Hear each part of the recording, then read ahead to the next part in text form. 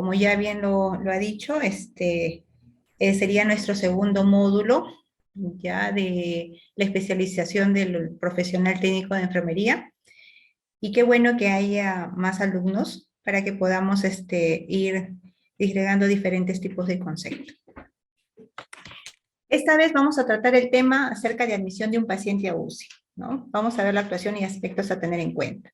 Pero antes de ver acerca de lo que es cómo se va a admitir a un paciente en UCI, tenemos que observar qué tipos de pacientes están en UCI. Así que esta clase básicamente el día de hoy vamos a hacer un poco de recordar acerca un poco de anatomía, un poco de fisiología, ¿no? No de manera de repente muy profunda, pero sí lo más importante y lo básico para que ustedes tomen en cuenta y sepan qué tipo de pacientes se van a admitir en esta UCI. ¿Ya? Hablando también del tipo de UCI que tenemos, ¿no? Recuerdo que en la clase anterior, en la primera clase, hubieron alumnos que me mencionaron que tenían poco tiempo laborando en la unidad de cuidados intensivos de su establecimiento de salud.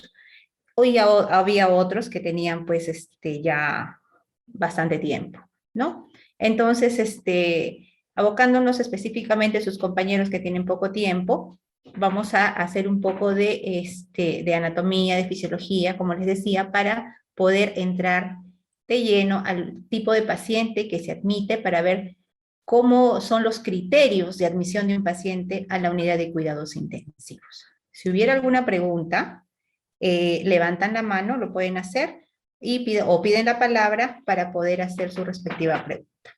Ok, vamos a empezar. Hablamos de signos vitales, ¿no?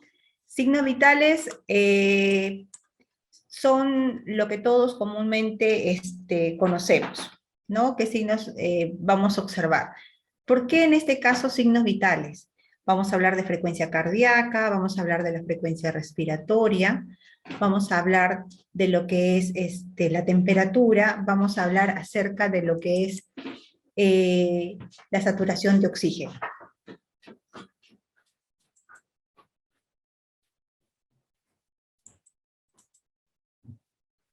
¿Qué son los signos vitales?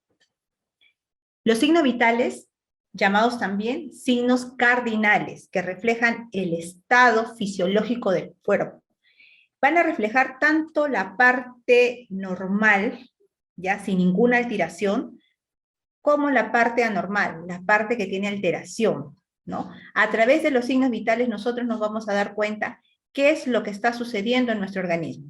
Si nuestro organismo está funcionando bien, si nuestro organismo está haciendo, está colapsando, o hay algún tipo de patología o enfermedad que está contribuyendo a que nuestros signos vitales estén alterados.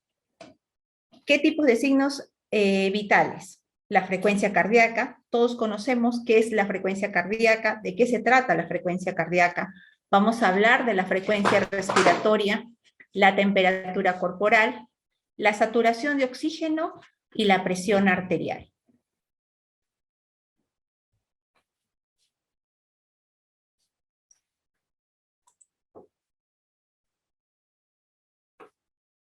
Hablemos del pulso arterial y la frecuencia cardíaca. En este caso se ha querido unir lo que es la frecuencia arterial y lo que es la presión arterial.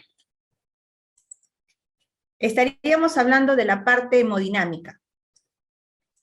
El pulso arterial viene a ser la onda pulsátil de la sangre originada en la contracción del ventrículo izquierdo del corazón y que resulta en la expansión y contracción regular del calibre de las arterias. ¿Qué quiere decir esto? ¿No? Dicho en otras palabras, iniciamos la parte más importante de nuestra bomba cardíaca, que viene a ser el ventrículo del lado izquierdo, también conocido como el segundo corazón, ¿no? Lo conocen como el segundo corazón. ¿Por qué el ventrículo izquierdo? La sangre va a llegar al ventrículo izquierdo. Al llenarse de sangre ese ventrículo izquierdo se va a contraer, y al contraerse va a bombardear con sangre, ¿no? Va a pasar la sangre hacia el ventrículo del lado derecho y luego a la aurícula del lado derecho y así. Entonces, de ahí, de esa contracción que hay, es donde se va a producir un ritmo, se produce una onda. Esa onda es conocida como el pulso arterial y traducida en lo que es el pulso, luego la frecuencia cardíaca. ¿Qué vamos a valorar? ¿Qué se valora en esa frecuencia cardíaca? No es solamente ver un número.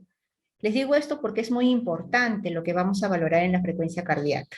Todos sabemos que en una unidad de cuidados intensivos vamos a hacer la monitorización del paciente crítico a través de un monitor.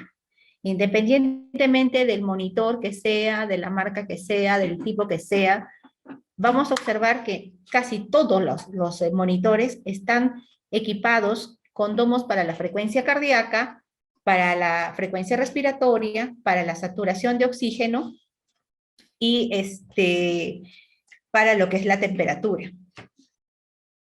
¿Ok? ¿Qué es lo que vamos a ver en esto? ¿Qué valoramos en la frecuencia cardíaca? Me pueden decir, licenciada, pero en la frecuencia cardíaca en el monitor sale 80. ¿Ok? Sale 80. Y luego observamos que en el monitor de 80 se pasa a 50, y de 50 nuevamente se pasa a 80, y de 80 ya no se va a 50, sino se va a 130, 150. ¿Qué podemos decir? O podemos observar a un paciente que está en cama, ¿no? Que está en la unidad de cuidados intensivos, y de repente este paciente clínicamente observamos a este paciente que el paciente está ventilando mal, está respirando mal, ¿no? Y vemos que la frecuencia, ojo, no hablo de frecuencia respiratoria, a pesar de que estoy hablando de la respiración y la ventilación, estoy hablando que la frecuencia cardíaca se observa que está en 130, o de repente con todas esas características el paciente tiene una frecuencia de 70, o de repente de 60, o para que me entiendan mejor, el paciente está con una temperatura, le toman la temperatura y está con temperatura de 38,5, más 5 convertido, está con 40 de temperatura, y observamos que la frecuencia cardíaca está en 70. Primer caso. Segundo caso, observamos que el paciente está con una frecuencia cardíaca de 130, le tomamos la temperatura y este paciente tiene una temperatura de 38. Está con hipertermia o está con temperatura, está haciendo fiebre.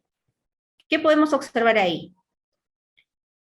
Que no hay una concordancia, que no hay una similitud, no está bien lo que está sucediendo con este paciente. Por eso es muy importante observar la onda, es muy importante ver el ritmo, ver la amplitud, no solamente guiarse por el número que aparece en el monitor. Mi paciente está con temperatura de 40 y aparece en el monitor una frecuencia cardíaca de 70.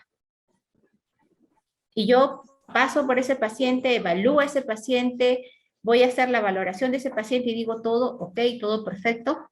No, sería totalmente incorrecto. ¿Por qué? Porque en ese tipo de paciente, lo más probable es que si mi paciente está haciendo temperatura de 38 o 38,5, se va a observar una frecuencia cardíaca elevada. El paciente va a estar haciendo taquicardia. Es lo mismo que sucede con un paciente que tiene dolor, ¿no? Observamos que el paciente está taquicárdico. ¿Por qué el paciente está taquicárdico?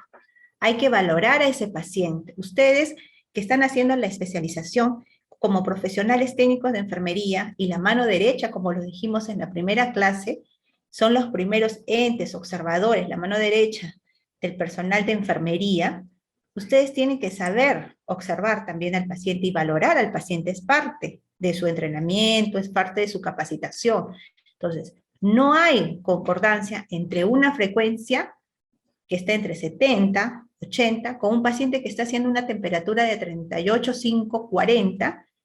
Entonces, algo yo tengo que pensar que no está bien ahí.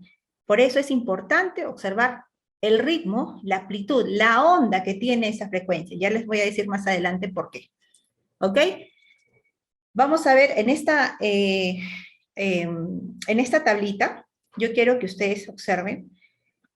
Le pongo acá al recién nacido, al año, ¿por qué? Porque sé que muchos de ustedes trabajan en una UCI que es polivalente, ¿no? Es una UCI donde reciben pacientes pediátricos, pacientes obstétricos, ginecológicos, pacientes neurocríticos, pacientes cardiovasculares, como hay otros que están en unidades de cuidados intensivos especializadas, ¿no? Más o menos observen esta tablita y vamos a ver ¿Cuántas son las pulsaciones, los latidos por minutos en un recién nacido? ¿No? Ustedes lo tienen que saber para que no pueda haber errores o sesgos cuando estén manejando este tipo de paciente, ¿no? Un recién nacido va a tener una frecuencia entre 140 hasta 160, que es normal para un recién nacido, ¿ya? Al año, más o menos, año, año y medio, el niño debe estar con una frecuencia que oscila entre 130 a 115. Mínimo 115, máximo 130. A los 12 años, entre 115 a 100. En el adulto, de 80 a 70, ¿no? Y en el anciano, de 70 a 60. Estamos hablando de valores normales. Yo quiero que vean este gráfico, y en este gráfico van a observar la localización de cómo tomar el pulso. ¿Ya? A ver, vamos a bajar la pantallita para que ustedes puedan observar. Sitios para tomar el pulso. Esto de aquí también es importantísimo para nosotros. Aquí estamos tomando el pulso, ¿en dónde? ¿En la mano? ¿En la muñeca? No. Este es el tipo de pulso radial. Aquí, ¿qué tipo de pulso estamos observando? El pulso carotídeo. Aquí, femoral, y aquí, el radial. El braquial, perdón, el braquial. ¿Por qué es importante la localización? Es importante porque sabemos que en las UCIs hacemos procedimientos invasivos, muchos procedimientos invasivos. En el caso de lo que es para ver la presión arterial, vamos a hacer, ¿no? Vamos a saber dónde colocamos una línea arterial, por ejemplo, si va a ser radial, si va a ser femoral, si va a ser braquial. En último de los casos, ¿no? No, eso ya va a ser una clase más adelante que la vamos a observar, ¿no? Y también porque es importante en el caso de los pacientes que sufren parada respiratoria o cardiorrespiratoria, ¿no? En el caso de ellos, ¿qué vamos a hacer? ¿Dónde tomamos el pulso en un paciente que está en parada cardíaca? ¿Tomaremos primero en braquial? ¿Nos iremos a radial o viceversa? ¿O dónde hacemos? ¿O dónde tomamos en primera instancia? Carotidia, ¿no? Y de carotidia nos vamos a la femoral, ¿ya? Para hacer, entonces, yo quiero que ustedes entiendan esta parte, ¿ya? Para los que ya entienden de esto, porque ya tienen bastante tiempo, entiendan la importancia de tomar la presión y la frecuencia cardíaca en un paciente. No solo, como les vuelvo a repetir, no solamente es números, sino también es observar esa onda de la frecuencia cardíaca, igual el de la presión arterial.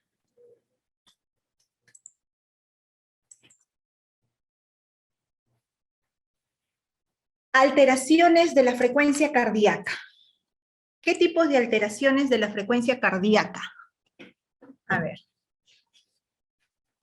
Acá nos dice que hay frecuencias cardíacas, taquicardias, bradicardias, pulso débil, pulso arrítmico, pulso filiforme, pulso alternante. ¿Ok? Taquicardia, creo que ya todos, lo primero que me van a decir, licenciada, taquicardia es cuando la frecuencia cardíaca está aumentada, ¿no? Ya, ok, está aumentada, pero ¿cuánto más? ¿A partir de cuánto consideramos una taquicardia? La bradicardia, ¿no? La bradicardia cuando la frecuencia cardíaca está disminuida. ¿A partir de cuándo? ¿Cuándo denominamos que es un pulso débil? Que es lo mismo que decir un pulso filiforme. ¿Por qué el pulso está arrítmico? ¿En quiénes está el pulso arrítmico? ¿Y por qué es un pulso alternante? Cuando hablamos de taquicardia, efectivamente, estamos hablando de un pulso aumentado, ¿no? Un pulso aumentado cuando estamos hablando de mayor de 100 latidos por minuto, ¿no? La frecuencia está aumentada, ¿no? Hay que saber reconocer, ¿no? Le hago hincapié en los pacientes que son, bueno, ya desde que son llamados pacientes es porque tienen algún tipo de de patología o algún tipo de enfermedad por la que están llegando a las UCIs, ¿no? Pero podemos también observar taquicardias en aquellos pacientes o en aquellas personas, en todo caso, que por ejemplo hacen ejercicios o hacen una actividad física extrema donde se puede producir elevación de la frecuencia cardíaca. Ha sucedido pacientes que han hecho dos casos, ¿no? Les pongo los dos escenarios. Pacientes o personas que han tenido actividad física extrema y han hecho taquicardia y bueno, no sabían y bueno, asustados llegan por la emergencia porque cuando hacen ese esfuerzo físico extremo a veces no es tan fácil de ceder o toma un tiempo de reposo prolongado para poder lograr llegar nuevamente a su frecuencia cardíaca normal, ¿no? Y en el otro escenario tenemos a aquellos pacientes que han tenido que hacer alguna actividad para ver que tienen algún tipo de arritmia o alteración con la frecuencia cardíaca. La bradicardia. La bradicardia será todo lo contrario de la taquicardia, ¿no? Hay bradicardias patológicas, hay bradicardias que son fisiológicas, en el caso, por ejemplo, de los pacientes que son atletas, ¿no? Los pacientes que tienen costumbre de hacer ejercicios, ¿no? Son pacientes que manejan una frecuencia baja, que para ellos se les considera normal cuando en ese tipo de pacientes no se produzca ningún tipo de descompensación, no le produzca ningún tipo de anomalía y el paciente lleva su vida y actividades normales. Obviamente, siendo evaluado por un médico cardiólogo, ¿no? Que le dé ese diagnóstico. ¿Cuándo se considera un tipo de pulso filiforme? Ese tipo de pulso filiforme es un tipo de pulso rápido y a la vez débil. ¿Ya? Rápido y a la vez débil. Es un pulso que va de una pulsación amplia, grande, a un tipo de pulsación pequeña, de una amplitud bastante pequeña. O sea, de una amplitud grande a una amplitud pequeña. ¿Y qué tipo de ritmo tiene esa frecuencia cardíaca? Esa frecuencia cardíaca, o cuando tomamos el pulso y lo observamos a través traducido en el monitor con la frecuencia cardíaca, es un pulso bastante irregular, ¿ya? Generalmente estos se manifiestan en las insuficiencias cardíacas del ventrículo del lado izquierdo. Las personas que tienen problemas del ventrículo del lado izquierdo van a presentar casi siempre este tipo de pulso, ¿no? Un pulso rápido, ustedes le controlan el pulso a ese paciente, es un pulso rápido, es un pulso débil, ¿no? Se va de amplitudes grandes a amplitudes pequeñas. ¿Dónde se observan las amplitudes? Ustedes van a observar las amplitudes en el monitor, cuando monitorizan la frecuencia cardíaca. ¿Y cómo van a observar si es rápido o lento? Cuando ustedes toman el pulso, ¿no? Tocan la muñeca del paciente para tomar el pulso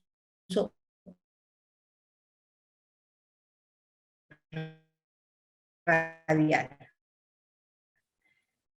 Pulso débil. El pulso, este tipo de pulso, en aquellos pacientes que tienen, por ejemplo, son deshidratados, pacientes que han tenido algún tipo de sangrado, ¿no? Un sangrado masivo, por ejemplo, ¿no? Son el tipo de pulso que presenta, es un pulso débil y obviamente va a ser traducido en una frecuencia cardíaca baja, ¿no? Baja. El pulso arrítmico. ¿Cuándo tenemos un pulso arrítmico? En las unidades de cuidados intensivos es fácil encontrar pacientes cardíacos por este tipo de pulso. Son las famosas arritmias, ¿no? Paciente que ingresa a la UCI por presentar una FA, una fibrilación auricular. ¿Qué tipo de fibrilación auricular? Puede ser una fibrilación auricular alta, puede ser una fibrilación auricular baja. No confundamos una FA alta con una taquicardia y una FA baja con una bradicardia. ¿Por qué? Vuelvo a repetir, no nos guiemos por números. tienen que saber observar las ondas. El ritmo, el trazado de una frecuencia cardíaca por FA baja es totalmente diferente al ritmo, al trazado de una bradicardia, que pues por ritmo sinusal. ¿Ok? Y es lo mismo en una fibrilación auricular alta.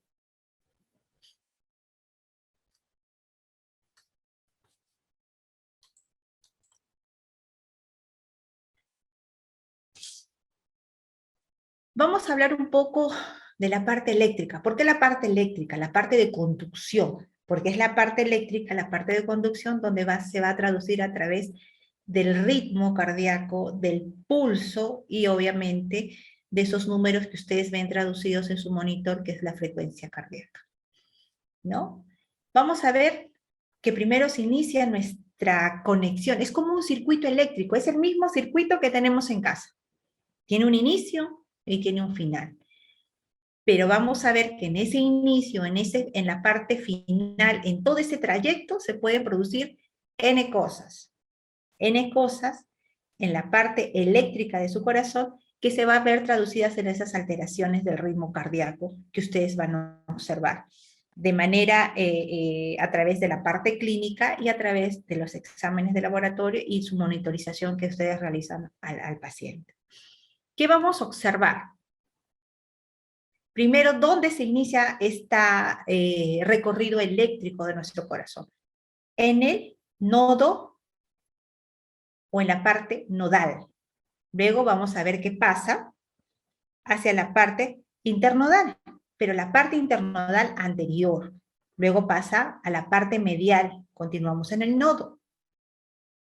Y luego pasa a la parte posterior internodal.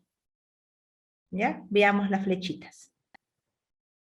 Luego tenemos el nódulo, que viene a ser atrioventricular.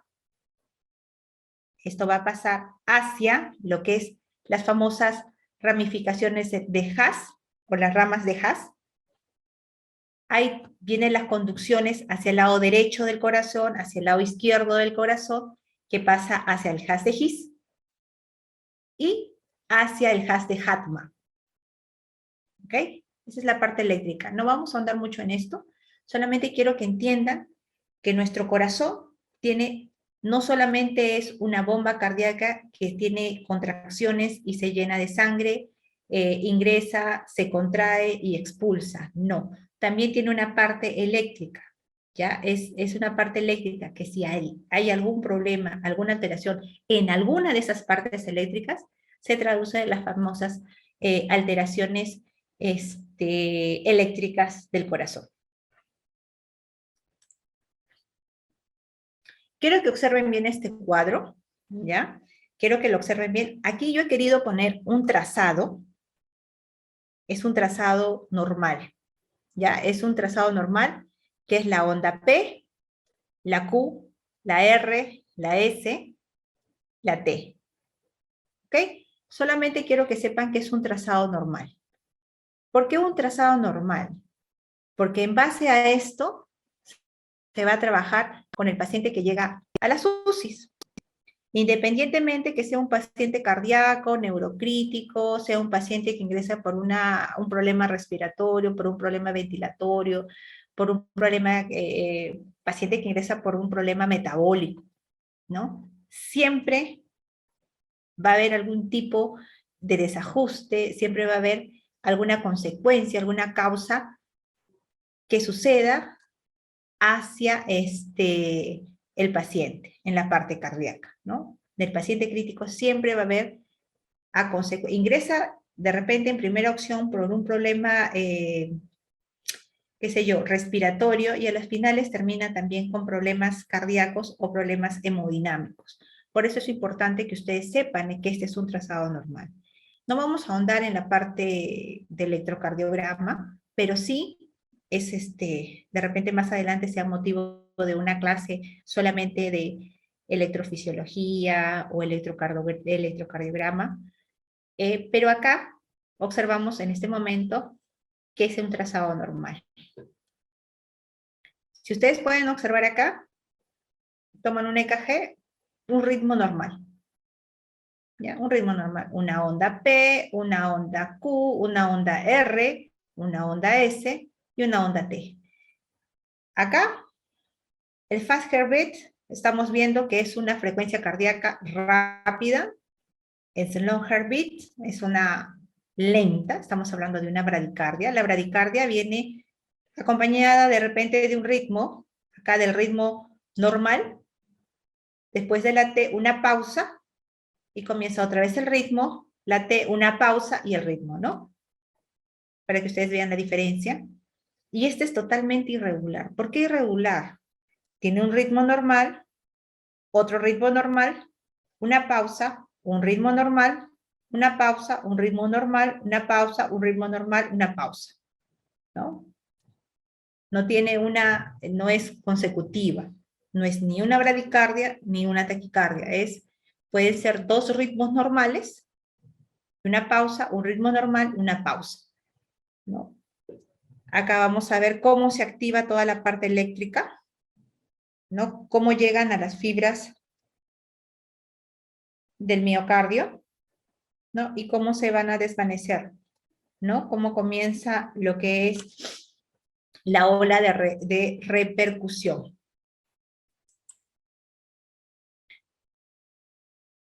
¿Ok?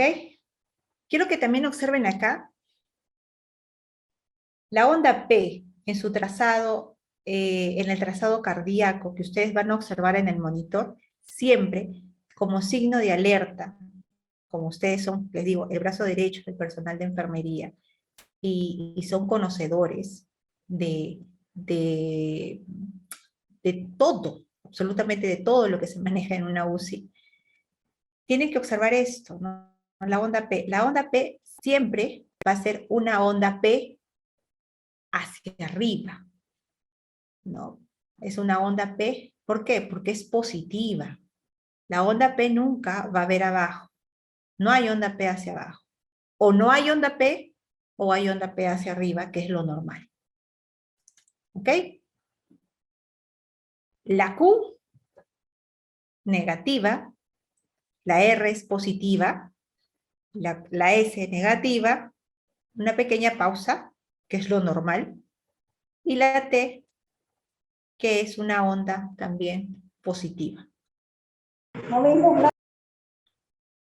¿Ya?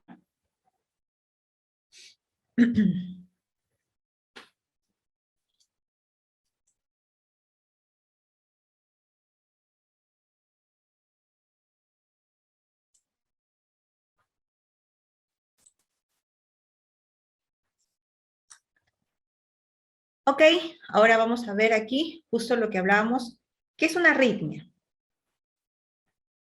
¿No? ¿Qué nos dice que es la arritmia? Irregularidad en el ritmo natural del corazón. ¿Ok?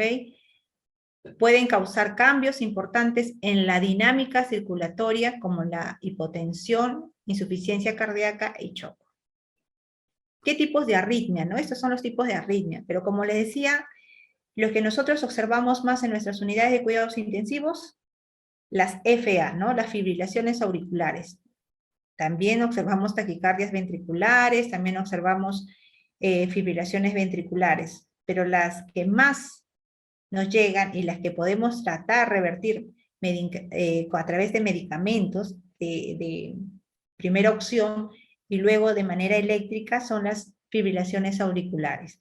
Y hemos hablado, ¿no? Lo hemos mencionado, que hay fibrilaciones auriculares altas y bajas y fibrilaciones auriculares controladas, ¿no? Lo que hablábamos hace un momento aquí, ¿no? Este es el complejo, ¿no? Es un complejo normal, la onda P, ¿no?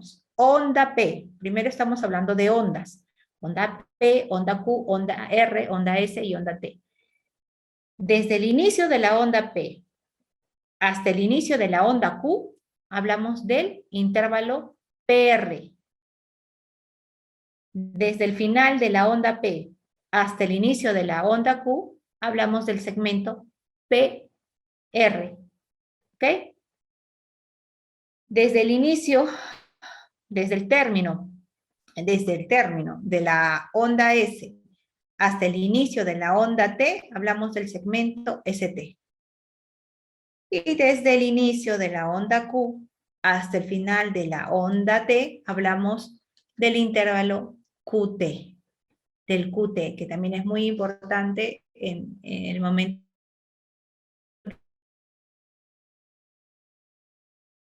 que nosotros evaluamos un electrocardiograma. La despolarización de la aurícula. Ya, por favor, yo quiero que tomen bastante en cuenta esto porque esto es muy importante. Cuando hablamos del segmento, ya, del segmento QT, estamos hablando de la despolarización del ventrículo, que no es lo mismo que la despolarización de la aurícula. Y cuando hablamos del intervalo QT, hablamos de la repolarización del ventrículo. ¿Ok? Entonces, ya sabemos, hemos hablado acerca de las bradicardias, hablamos de las taquicardias, y ahora estamos hablando de las arritmias o de las disritmias, ¿no? Incluso hemos hecho mención del complejo normal, de un complejo normal de un electrocardiograma, ¿no? De las ondas que tiene un electrocardiograma normal, que debería tener.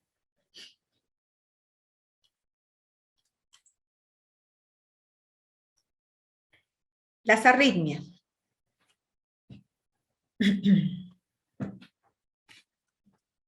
En el caso de las arritmias, ¿qué podemos observar aquí?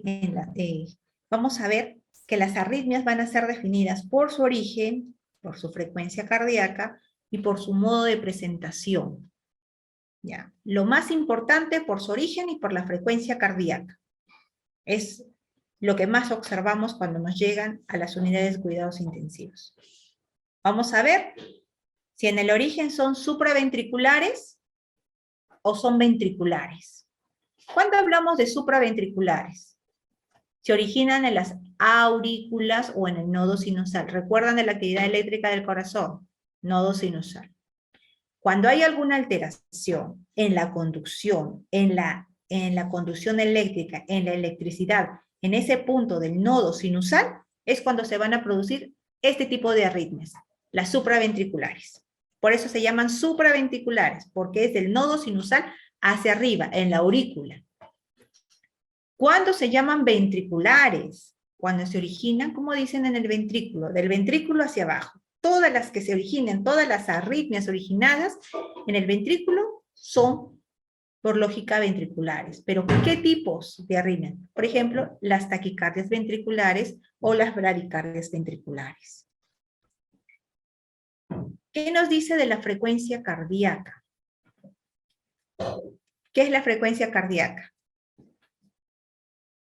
¿No? Ya hablamos, rápidas o taquicardias, ¿no? Las rápidas o las...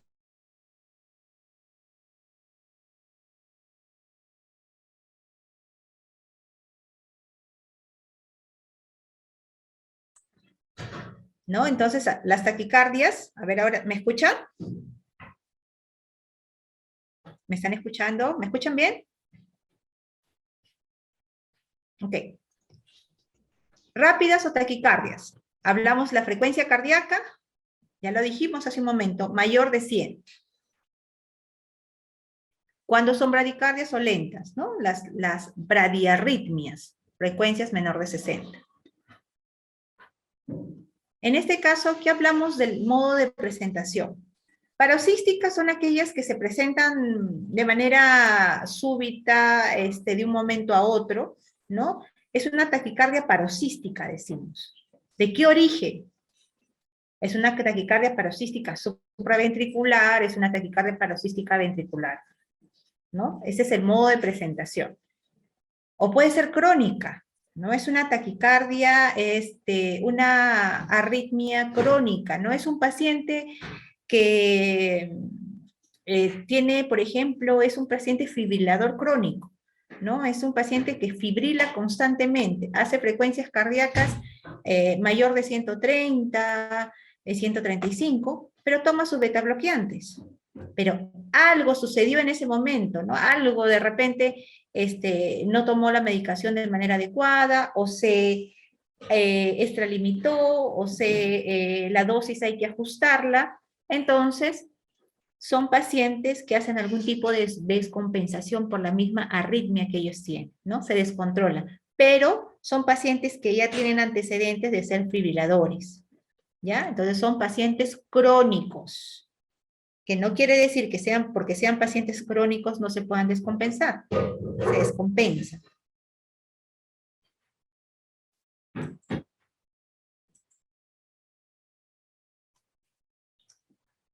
Acá observemos nuevamente la importancia de la parte de conducción de la bradicardia, ¿no? Acá es un ritmo normal, se inicia en el nodo, ¿no? En la parte nodal, una frecuencia que se inicia, vamos a ver cómo va a pasar por las ramas, ¿no? Y se torna su conducción hacia la parte izquierda o derecha del corazón, normal, ¿no? Una frecuencia de 70-80 latidos por minuto. En la bradicardia no. En la bradicardia vamos a ver que el sistema de conducción es mucho más lento. ¿Ya? Pasa del sistema nodal hacia la parte ventricular, atrial, ventricular, recuerdan anterior, posterior y medial, ¿no? Hacia las ramas. La conducción es más lenta, ¿no? En algunos casos súper lenta, ¿no? Entonces se produce lo que es una bradicardia. Cuando ustedes observan el trazado de una bradicardia, lo que van a observar es un complejo normal acompañado de una pausa, ¿no? Acompañado siempre de una pausa. Esa pausa se tiene que observar y medir. ¿Y cómo se observa y se mide? Mucho mejor que en el monitor, a través de un electrocardiograma. ¿Ya? No confundamos esto, no es un ritmo porque es muy parecido y siempre hay confusión entre una bradicardia y una FA con frecuencia ventricular baja, ¿ya? No, no es lo mismo. ¿Por qué? Porque en este caso, una FA baja va a ser, recuerdan que era un ritmo, puede ser un ritmo normal, un trazado normal, otro trazado normal y una pausa, y un trazado normal, pausa, ¿no? Hay bastante diferencia. En cambio acá no, acá es totalmente regular. En la bradicardia es regular, ¿ya? Es regular. Lo único que cambia es la frecuencia, que es disminuida, pero el trazado es regular, es un trazado normal, un trazado regular, una pausa, un trazado regular, pausa, y un trazado regular, pausa. ¿No? Recordemos, onda P, onda Q, onda R, onda S y onda T, pausa. Esta pausa, que debería ser una pausa normal, es una pausa prolongada, bastante larga en algunos casos. Y eso se va a traducir en la frecuencia, ¿no? ¿Qué frecuencia? Va a ser una frecuencia de 60 latidos hacia abajo, ¿no? Para considerarla bradicardia. La bradicardia se caracteriza por la lentitud del ritmo cardíaco, por lo general, dice, debajo de los 60 latidos por minuto. Mientras que el ritmo normal en reposo, estamos hablando de una persona que no hace actividad, es de 60 a 100 latidos por minuto. La bradicardia puede ser un problema grave si el corazón no bombea suficiente sangre rica en oxígeno y al resto del cuerpo, por algunas personas. Sin embargo, la bradicardia no produce síntomas o complicaciones, incluso son fisiológicas. Lo que habíamos hablado, no produce síntomas ni complicaciones en aquellas personas que ya están acostumbradas o su regularidad de frecuencia cardíaca es baja, pero no en una persona que tiene alguna patología, les va a producir una descompensación hemodinámica. No estoy queriendo decir que una persona que tenga una frecuencia baja es normal. Para decir que está dentro del normal o es fisiológica, tiene que calzar dentro de muchas características, la edad, el tipo de actividad que realiza, y obviamente que no tenga ningún antecedente de ninguna enfermedad. ¿Ok? Quiero que recuerden algo, que es pregunta de examen. ¿Qué es lo que lleva la sangre? ¿No? La sangre es lo que viaja por todo nuestro organismo, ¿no es cierto? ¿Qué es lo que lleva? Dos cosas importantísimas. ¿Ya? Dos cosas importantísimas. La sangre, oxígeno y nutrientes. Oxígeno y alimento.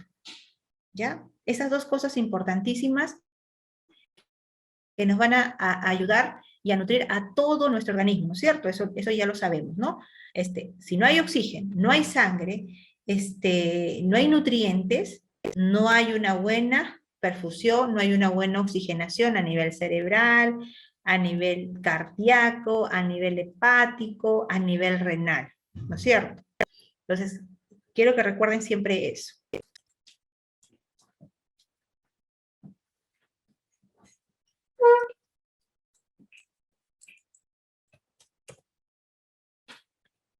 Causas de la bradicardia. Las causas de la bradicardia pueden ser producidas por diversos factores, tales como la cardiopatía, ¿no? Cuando hay dosis de medicación inadecuada, como hablábamos de los betabloqueadores, ¿no? Puede ser que haya que ajustar las dosis de los betabloqueadores, sean muy baja o de repente sean muy altas. Cuando hay alguna estimulación vasovagal, de repente algún esfuerzo que no se está acostumbrado a hacer, algún ejercicio extremo que no se esté acostumbrado a hacer, puede producir esta estimulación vasovagal y se traduce en ¿qué? En una frecuencia cardíaca baja. Infarto de miocardio, ¿no? Cuando hay, se produce un infarto al corazón, ¿no? Es infarto al miocardio, una arteriopatía coronaria, una degeneración del sistema de conducción, cuando hay hipotiroidismo y otras causas. ¿No? Esto es importante. En el caso, por ejemplo, de las personas que tienen alguna alteración a nivel de las hormonal, en este caso de las glándulas endocrinas, ¿no? En el caso de los hipotiroideos, ellos generalmente van a manejar frecuencias cardíacas bajas, ¿no? Eso es típico en los pacientes que son hipotiroideos, y en los pacientes, pues al contrario, en los pacientes hipertiroideos son pacientes que generalmente manejan frecuencias cardíacas altas, ¿no?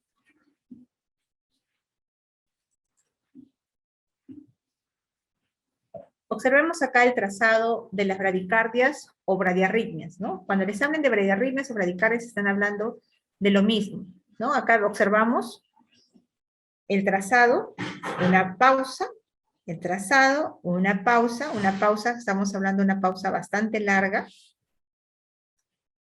Aquí es más, acá se ve más prolongada todavía la pausa, ¿no? Acá por lo menos estamos hablando de una frecuencia cardíaca de 50, y acá estaríamos hablando de una frecuencia cardíaca más o menos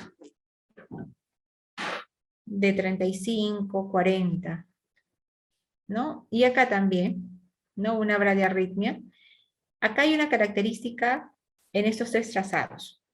Recuerden, la bradicardia es regular. Lo que varía es la pausa, ¿ya? Pero el trazado es siempre regular.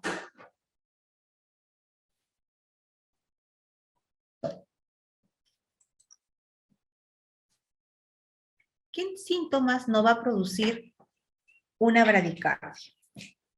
¿Produce síntomas o no produce síntomas la bradicardia? Claro que sí, produce síntomas y produce también signos. ¿Qué síntomas produce? Un dolor torácico, hay dolor torácico, hay disnea por la falta de oxigenación, el paciente es mayor consumidor de oxígeno, consume por la hiperventilación que hace, es mayor consumidor de oxígeno. ¿Hay trastorno de conciencia? Claro que sí. Recordemos, como les dije anteriormente, la sangre lleva oxígeno y nutrientes. Si esa sangre no está bien oxigenada, no está bien nutrida, lo que está llegando para perfundir nuestro sistema nervioso central, para perfundir nuestro cerebro, es poco o bajo de nutrientes, falto de nutrientes y falto de oxígeno. Y la falta de oxígeno y nutrientes a nivel cerebral que produce alteración de conciencia, ¿no? Fatiga, volvemos a lo mismo, a la raíz, falta de nutrientes, falta de oxígeno, mareos, y finalizando, pues eso al final se traduce en un síncope, ¿no? Nos puede llevar a un síncope. Signos, ¿no? ¿Qué signos se pueden observar cuando hay una bradicardia? Hay hipotensión, está acompañada de hipotensión, También puede ser por hipotensión ortostática. ¿A qué llamamos hipotensión ortostática?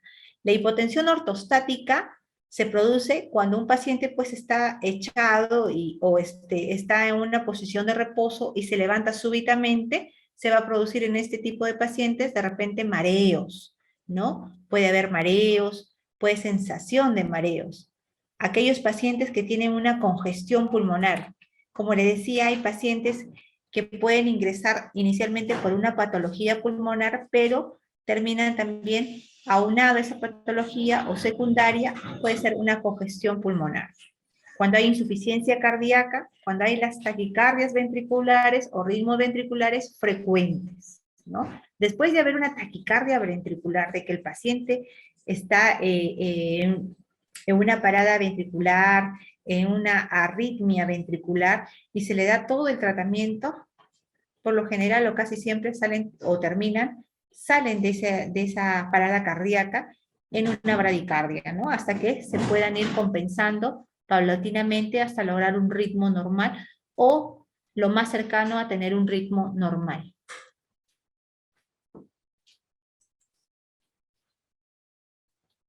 Ahora vamos a observar aquí, ya hablamos de las bradicardias o las bradiarritmias y ahora vamos a hablar acerca de las taquicardias o las taquiarritmias.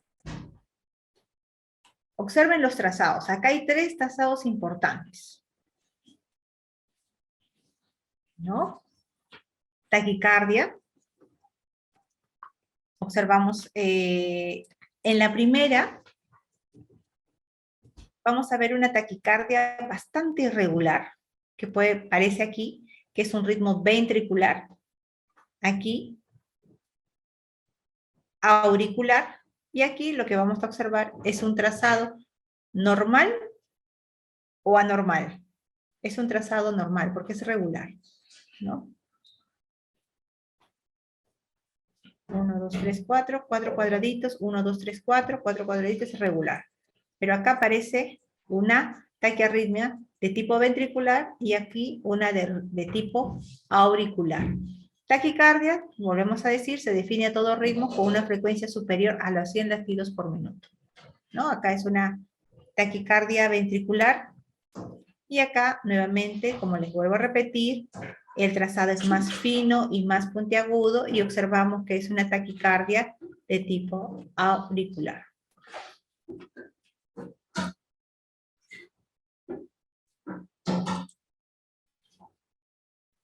Causas. En los adultos puede ser respuesta normal del corazón, en algunos casos, como tipo de compensación. A la demanda mayor de flujo sanguíneo, por ejemplo, en aquellos pacientes pues, que están haciendo una actividad extrema, ¿no? Física, correr, qué sé yo, manejar bicicleta, o están haciendo actividades donde hay un desgaste físico, una forma de compensar ese desgaste es que aumenta la frecuencia cardíaca. Consumo de estimulantes, ¿no? Cuando algunas personas, no todas, pero algunas personas que son consumidoras de café, té o alcohol o tabaco, pues hay aumento de la frecuencia cardíaca, ¿no? Otra causa puede ser el aumento de las catecolaminas y tono simpático. ¿Esto que va a producir? Cuando se consumen las catecolaminas, el aumento de las catecolaminas, excitación, ansiedad, el estrés, ¿no? Cuando uno está ansioso, estresado, pues aumenta la frecuencia cardíaca. Cuando hay dosis excesiva de fármacos anticolinérgicos, ¿como qué fármacos? Como la atropina. O los simpaticominéticos, como la dopamina, la adrenalina, la noradrenalina, la cocaína. Estos fármacos, bueno, aparte de la cocaína, ya ustedes lo conocen o lo deben haber escuchado, lo deben haber incluso ya, en algunos casos, ayudado a manejar a las licenciadas o licenciados con los que trabajan en su unidad, ¿no? La dopamina aumenta la frecuencia cardíaca. La adrenalina también. La noradrenalina no solo mejora lo que es la presión arterial o la tensión arterial, sino también por su siguiente mejora también la frecuencia cardíaca, ¿no? Toda la parte eléctrica del corazón. La tromboembolia pulmonar es una causa de que aumente la frecuencia cardíaca. Hay alguna disfunción, algún problema en la parte de perfusión a nivel pulmonar que va a hacer que se traduzca en alteración de la frecuencia cardíaca. Cuando hay isquemia del miocardio, ¿no? Cuando hay muerte del tejido cardíaco, o cuando hay un infarto agudo del miocardio. La fiebre, como lo dijimos desde un inicio, ¿no? La fiebre es una de las causas que producen que haya taquicardias, ¿no? La frecuencia cardíaca aumenta. La tirotoxicosis, ¿no? La anemia, la hipovolemia, la hipoxia y la hipotensión o shock.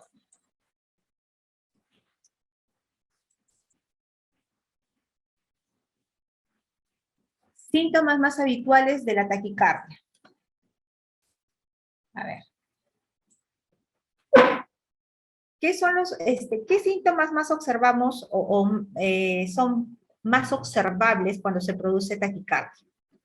Observamos mareo, dificultad para respirar, el pulso, hablamos cómo era el pulso, recordamos cómo eran los pulsos, había pulso rápido, había un pulso filiforme, había un pulso alternante, ¿no? Un pulso superficial.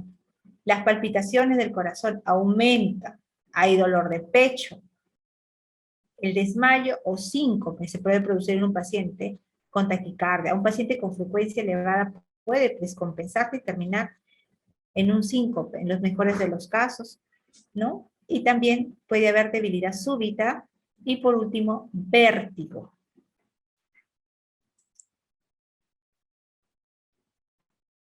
La fibrilación. Hemos hablado de bradicardias, taquicardias, arritmias, fibrilación.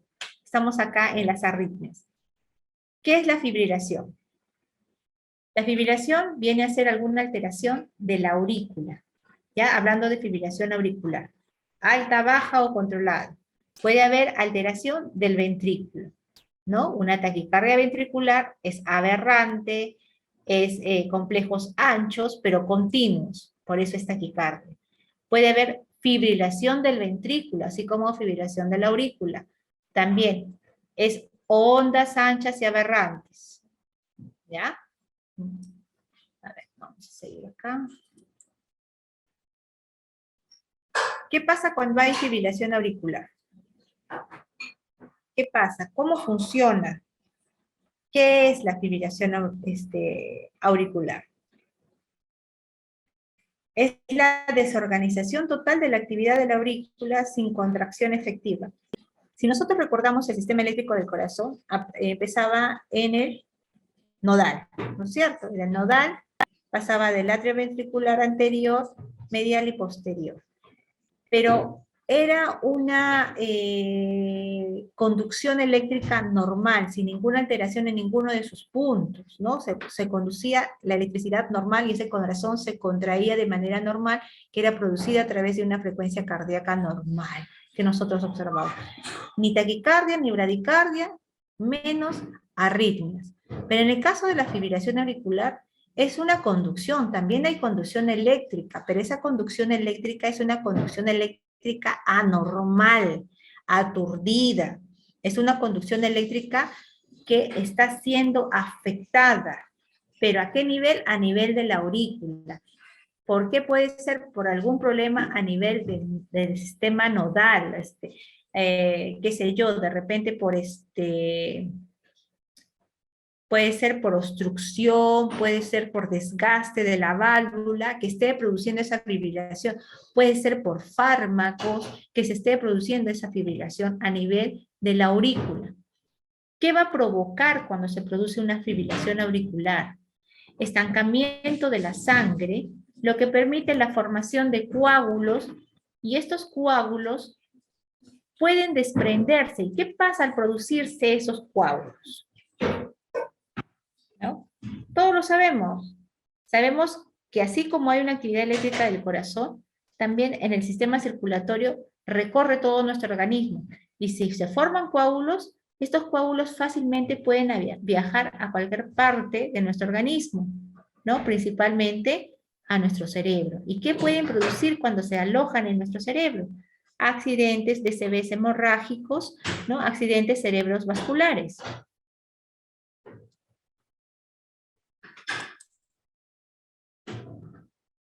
Signos y síntomas de una fibrilación auricular. ¿Cuáles son los síntomas y síntomas? Cuando son asintomáticas van a haber palpitaciones en un 54% de las personas. En otro 44% habrá disnea, va a haber angor, dolor de pecho, síncope y un ACV establecido, o sea, se va a producir un DCB hemorrágico. ¿Cuáles son los síntomas de una fibrilación auricular? Palpitaciones y latidos, hay dolor de pecho, sensación de falta de aire, debilidad y dificultad al hacer ejercicios. Va a ser difícil, no se va a poder lograr hacer ejercicios porque se va a sentir esa sensación de falta de aire, aunado a ese dolor, a esa palpitación, a ese angor de pecho. Y obviamente, pues, eso va a producir cansancio. Ya lo dijimos, la fibrilación auricular es un problema con una velocidad o en el ritmo, está el problema en eso, en la conducción, en el ritmo, cómo recorre la parte eléctrica para hacer el trazado normal del corazón. Ya hablamos de los síntomas, las palpitaciones, la fatiga, la dificultad, mareo, sudoración. Dice aquí, si una persona con fibrilación auricular es 5 veces más propensa a tener un infarto.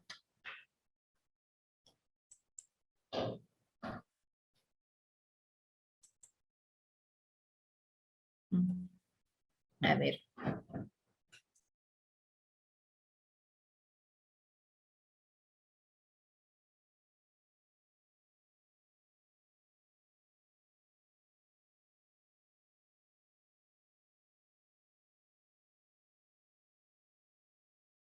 A ver, síntomas dijimos palpitaciones, cansancios, mareos, síncope y lo que puede producir muerte súbita. Eso lo hemos observado, yo creo que, si no muchas veces, con cierta regularidad, en algunas ocasiones hemos visto personas, ¿no? En este caso jugadores, que han estado en plena actividad física, en pleno partido, y de un momento han caído, ¿no? Súbitamente, supuestamente desmayados, y cuando van a observarlos, están pues muertos, ¿no?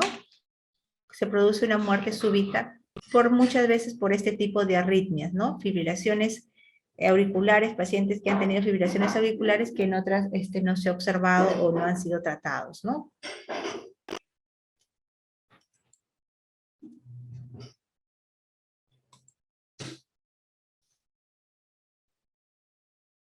Bueno, hemos terminado la parte cardíaca. Yo quisiera saber si hasta aquí hay alguna pregunta, algo que haya quedado en duda.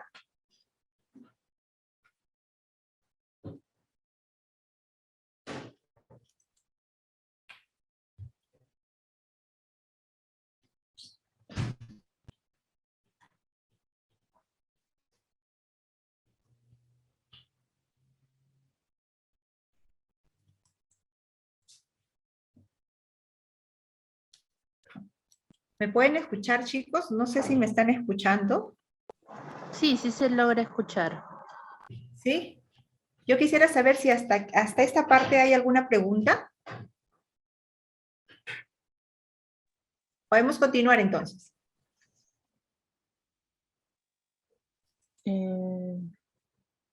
Bueno, ¿sí? ¿O dejamos las preguntas para el final? ¿Mejor?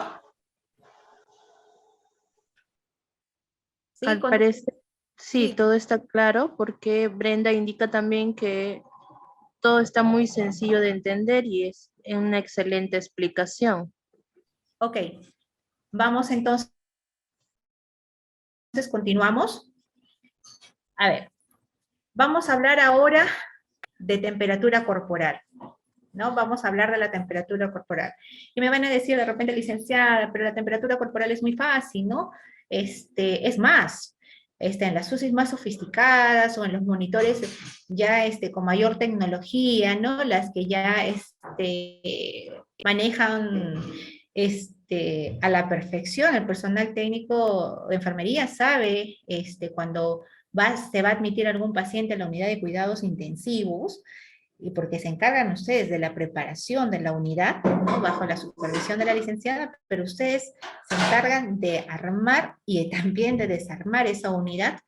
saben perfectamente dónde va cada cosa, y ustedes saben manejar los domos, saben manejar los transducers, saben manejar los módulos. Como les decía, en los monitores más sofisticados ya tiene ahí el módulo para la temperatura, ¿no? Y fácilmente se coloca el termómetro en la axila, o bueno, es en la axila del paciente, y se procede al control de la temperatura, ¿no?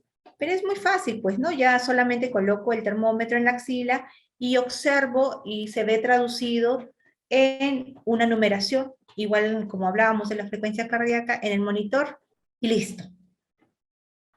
Pero ¿qué más sabemos de la temperatura? La temperatura es una de las funciones vitales muy importantes que nosotros controlamos en las UCIs, porque no es tan sencillo manejar las temperaturas. Acá solamente estamos haciendo un recordar, ¿ya? Pero hay que ahondar en ciertas cosas, y me gustaría que al final, como les decía, pregunten para poder ir resolviendo esas dudas y ustedes lo puedan ir manejando. Y las que no tengan este tipo de manejo de las temperaturas digitales a través del monitor, pues lo hacen a través de un termómetro convencional, ¿no? Convencional, que todos sabemos manejar y lo tenemos también en las UCI, siempre. Definimos entonces a la temperatura, como dice, como el grado de calor conservado por el equilibrio entre el calor generado, termogénesis, y el calor perdido, que es la termolisis por el organismo. Estas dos palabras, termogénesis, es el calor que se genera, el calor ganado, y el calor que se pierde es la termolisis. Se pierde calor. Ustedes van a escuchar cómo ha sido la termolisis, no el calor, en la termolisis del paciente. Saben entonces que se está refiriendo al calor que está perdiendo el paciente. ¿Y cómo es la termogénesis? Es al calor generado. ¿Ok? Igual que en la frecuencia cardíaca, un pequeño cuadro donde ustedes van a observar.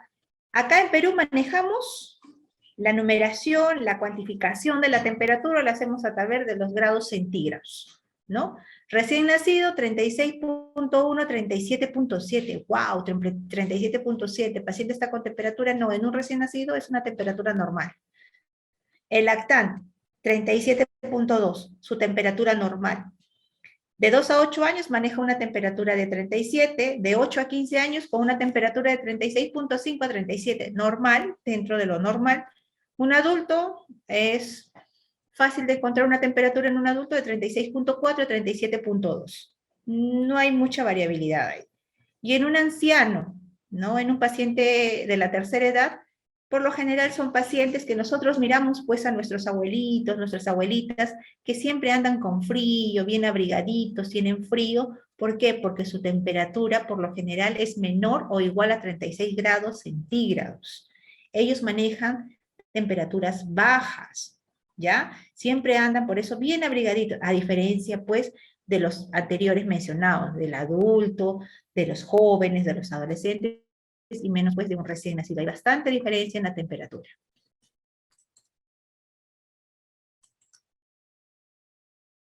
Alteraciones de la temperatura.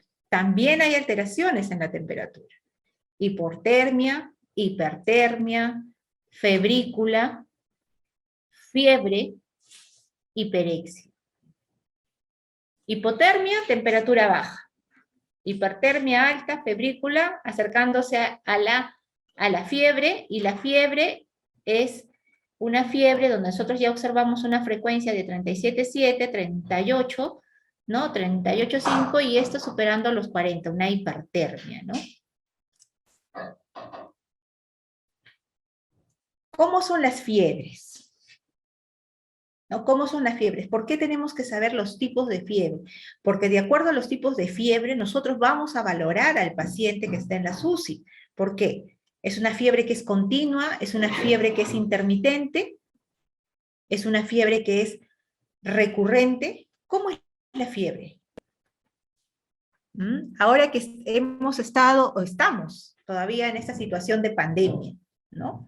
Sabemos que uno de los síntomas en todas las cepas que se ha presentado de este COVID es la fiebre, ¿no? Siempre lo primero, ha hecho fiebre, ¿no? En uno de los síntomas así, de cajón, la fiebre. ¿Cómo es la fiebre?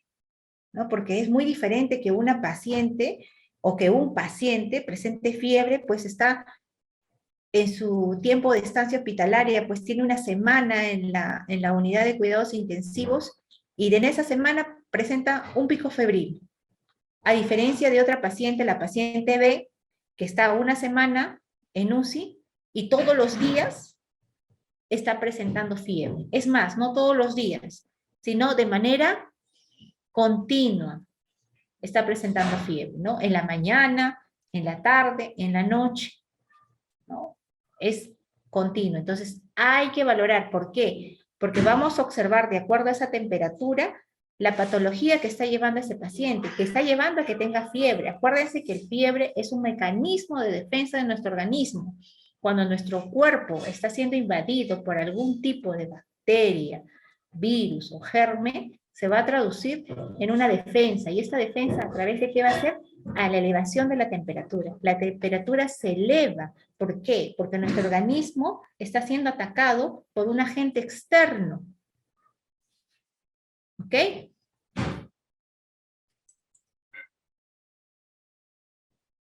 ¿Qué es la temperatura? Hablando de la temperatura, es lo mismo hablar de temperatura que hablar de calor. Justo aquí he tratado de cerrarlo. Es la diferencia entre la calidad de calor producido por los procesos corporales y la cantidad de calor perdido. O sea, hay un calor que se produce y hay un calor perdido. O sea, tiene una base científica. ¿Significa lo mismo calor y temperatura? Volvemos a esa pregunta.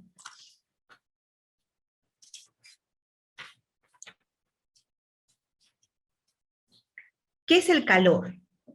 El calor es la energía que aumenta, ¿no? Que se manifiesta a través del aumento de la temperatura. El calor se va a ver producido, es la energía que se ve producido en el aumento de la temperatura. Entonces, ¿la temperatura qué es? Vendría a ser la medición de esa energía. Vamos a medir la temperatura a través, vamos a medir esa energía, que puede ser alta o puede ser baja.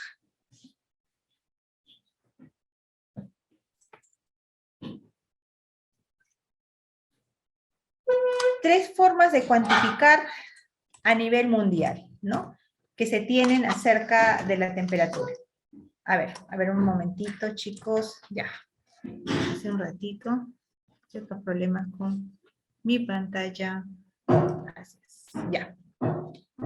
Vamos a ver a través, tres tipos de mediciones, ¿no? A nivel mundial. A través de los grados Fahrenheit, Celsius, Kelvin. Fahrenheit va desde el menos 460 hasta el 212. El Celsius desde el 27.3, ¿no? Marcando desde el 0 hacia abajo hasta el 27.3 y del 0 hacia arriba hasta el 100. Y el Kelvin desde el 273 hacia abajo hacia el 0 y de 273 hacia arriba hacia el 373. Acá en nuestro país, en Perú, tomamos el Celsius. ¿Ok? Tomamos el Celsius. Nos dice Celsius, ¿cómo vamos a obtener el Celsius? Multiplicar por 9, dividir por 5 y sumar más 32. Son fórmulas que se van a hacer, ¿no? En este caso no vamos a hacer ejercicios, solamente para que lo tengan como conocimiento. Fahrenheit es restar 32, multiplicar por 5 y dividir por 9. Por ejemplo, 0 grados Celsius equivale a 32 grados Fahrenheit. 0 grados Celsius es igual a 32 grados Fahrenheit, lo que observamos acá. ¿Cómo obtenemos esto? A través de una fórmula, que es 0 grados Celsius por 9 quintos más 32 grados Fahrenheit. Igual, ¿A cuánto equivale un grado, 0 grados Kelvin, 0 grados Kelvin, ¿a cuántos centígrados Celsius equivale? A 273.15 grados centígrados. Y esto lo logramos a través de una fórmula que es 1 grado Celsius más 273.15 es igual a 274.15 grados Kelvin.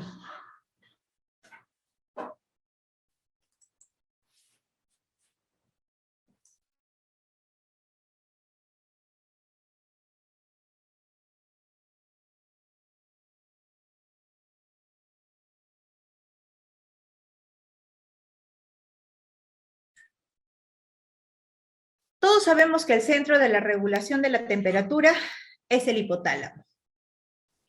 ¿Ya? Pero acá este gráfico nos va a servir, ¿no? Acá vemos dibujado también la hipófisis, que más adelante vamos a necesitar este gráfico. Vamos a regresar a este gráfico, pero acá en este caso estamos observando el hipotálamo específicamente porque es el regulador de la temperatura.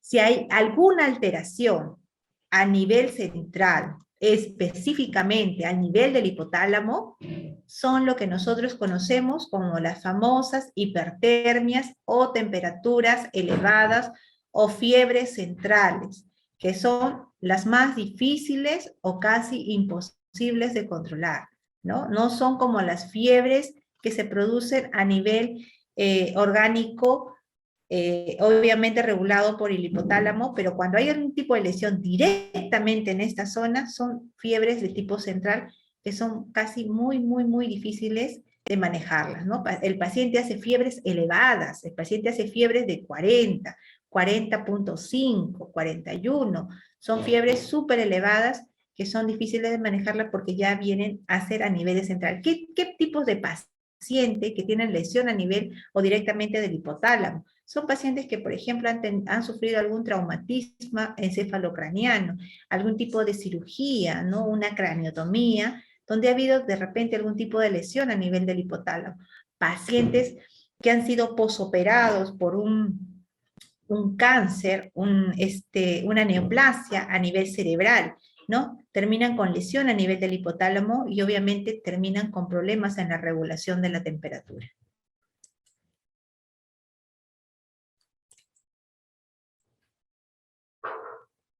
¿Cuándo se habla de febrícula? Cuando se habla de 37.5 a 37.9. Hipertermia, cuando es mayor de 40.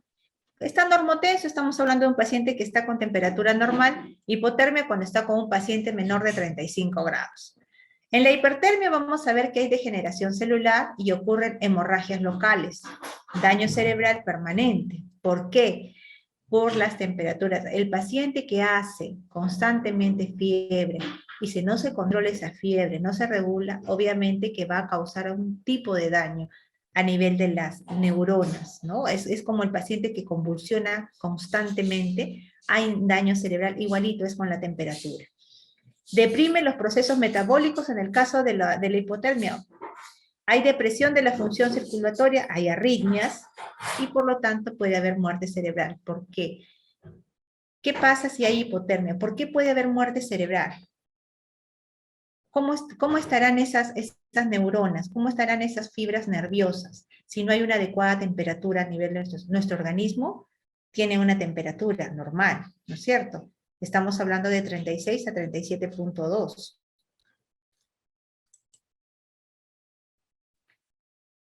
El cuerpo humano puede perder o ganar calor dependiendo de los diferentes tipos de mecanismos. Pueden ser mecanismos externos, pueden haber mecanismos internos, que se puede estar produciendo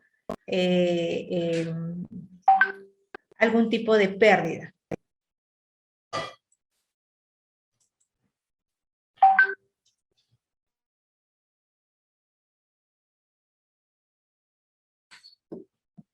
Transferencia de calor. Hay 3 mecanismos físicos para transferir el calor. Mecanismos básicos que siempre nos han enseñado, nos han dicho y que ustedes lo deben conocer también a la perfección. Conducción, radiación y convección. La conducción, ganancia, ¿no? Transferencia y en pérdida. Radiación, hay ganancia, transferencia y en pérdida. Y la convección, ganancia, transferencia y en pérdida. ¿Cuándo hablamos de convención? ¿Cuándo es la pérdida que se produce por convención? ¿En qué tipos de pacientes se produce? Generalmente acá hay una pérdida de calor menor del 20%, ¿no? 20% de la temperatura corporal.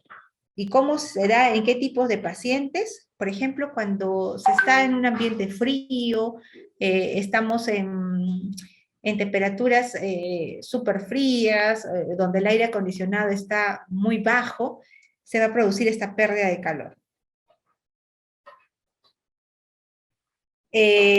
¿Cuándo se produce por convención? ¿Cuándo hay por convención perdón, por la conducción? ¿No? Por ejemplo, cuando se duerme sobre zonas frías, muy aparte del ambiente, hay contacto directo del cuerpo sobre zonas frías, se produce la pérdida de calor por conducción.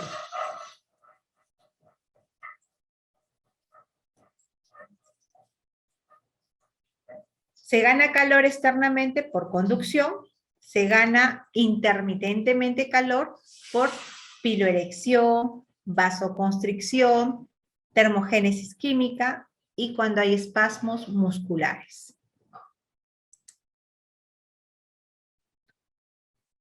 ¿Cómo hacemos la valoración de la temperatura? Ya hemos hablado de cómo se hace, yo creo que ya eso está bastante claro. Vamos a hablar del procedimiento. Dijimos que en las UCIs, pues, donde es una UCI de alta gama, donde tienen esos tipos de monitores, donde ya tiene incorporados los módulos para la temperatura, no habría ningún problema, pero tienen que conocer por qué no hay nada más perfecto que el cerebro humano, porque las máquinas también tienden a malobrarse, ¿no? Los monitores tienen un chip, ¿no? Que por eso cada cierto tiempo hay que darle mantenimiento, porque también pueden llegar un momento en que pueden tener dificultades para dar los valores adecuados de acuerdo a lo que esté sucediendo en ese momento con el paciente. En el procedimiento que vamos a observar, o qué vamos a tener en cuenta, ¿no? Esto lo manejan ustedes a la perfección, una bandeja completa con torundas de algodón, con alcohol al 70%, su termómetro, su registro, su guante de examinación para la medición bucal o rectal. Eso es lo que les quiero decir, ¿no? Los guantes. Acá dice bucal o rectal, vaselina sólida en el caso de rectal. Acá hay que tener en cuenta que ahora tiene que ser sí o sí de la forma como se vaya a medir la temperatura. Acá tendríamos que haber agregado lo que es mascarilla y guantes, ¿no? Porque estamos ahorita en una situación de pandemia. Comunicación al usuario del procedimiento. Obviamente a un paciente que le van a tomar, yo pienso que no solamente al que le van a tomar una temperatura rectal, hay que comunicarle, ¿no? Y sobre todo al rectal a sobremanera, comunicarle que se le va a hacer este tipo de procedimiento, ¿no? Lavado para el procedimiento hay que lavarnos las manos, preparación del material, ¿no? En el área, obviamente, la axila, si va a ser en axilar, tiene que ser una axila que esté limpia, y si no está limpia, pues tenemos que proceder a limpiar para tomar la temperatura axilar. Hay una medición instrumental, acondicionamiento del material y obviamente después de hacer todo el procedimiento procedemos a registrar. Y al registrar, ¿qué hacemos? Observamos si nuestro paciente está con hipertermia, está con normotermia o está con hipotermia. Y comunicar inmediatamente a su licenciado para ver las medidas que se van a adoptar o a tomar en este tipo de pacientes.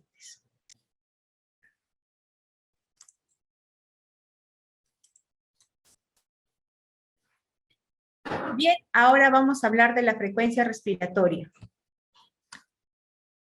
¿Qué sabemos de la frecuencia respiratoria? La frecuencia respiratoria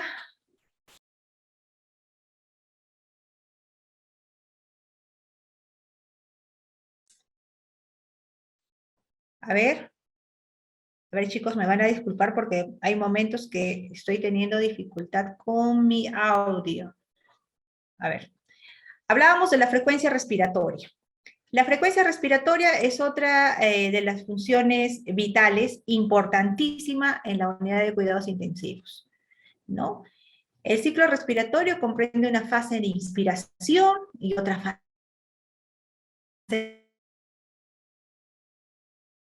de expiración. La frecuencia respiratoria es el número de veces que una persona respira.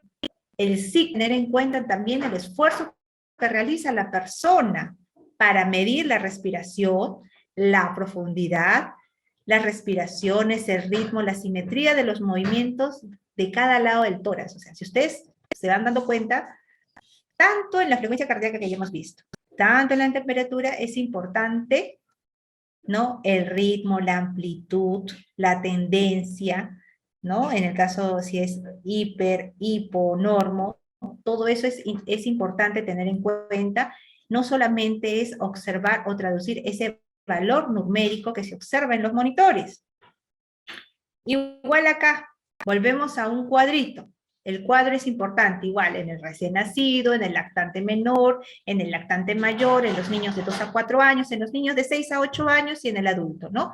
La respiración, de 30 a 80, de 20 a 40, de 20 a 30, de 20 a 30, de 20 a 25 y de 15 a 20. Miren en los pacientes adultos, la frecuencia respiratoria es una frecuencia respiratoria que oscila de 15 a 20, ¿no? Pero en esta situación de pandemia, ¿qué hemos observado en las UCIs? Sobre todo los que están laborando en la UCI COVID. ¿Cómo es la frecuencia respiratoria del paciente que ingresa a la unidad de UCI COVID antes de ser intubado? ¿Será pues de cuánto? ¿De 20 sobre 40? ¿De 30 sobre 80? ¿No? Yo creo que, mira, la respiración que maneja un lactante menor y un recién nacido, ¿no?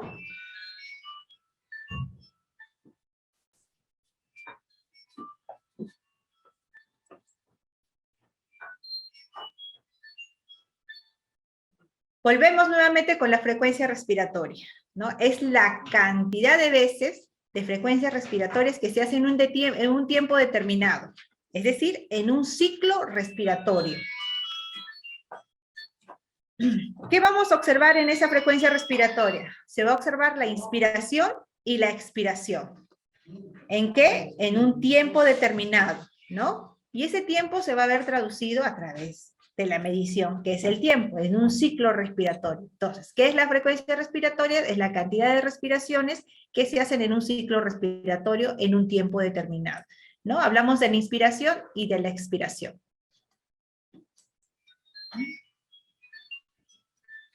La respiración. Tres cosas importantísimas en la respiración. ¿Qué vamos a observar en la respiración? La ventilación, la difusión, la perfusión. ¿Qué es la ventilación? ¿Qué viene a ser la ventilación? A ver, quiero que recuerden.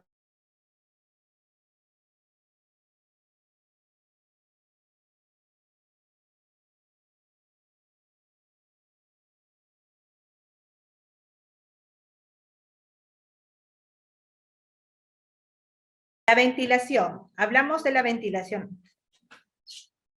La ventilación viene a ser el ingreso, ¿no? El aire que viene de afuera hacia adentro.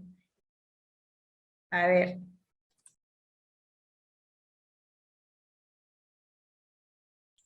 Le vuelvo a repetir, chicos, mil disculpas porque estoy teniendo cierta dificultad con el internet, el audio se me está yendo.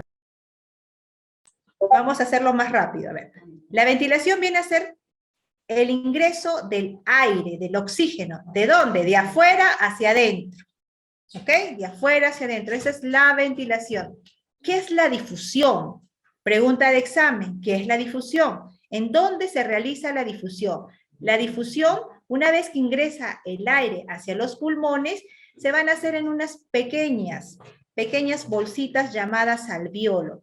Dentro del alveolo se produce el intercambio gaseoso. Ya se produce el intercambio gaseoso. Luego del intercambio gaseoso, que es la difusión, se produce la perfusión.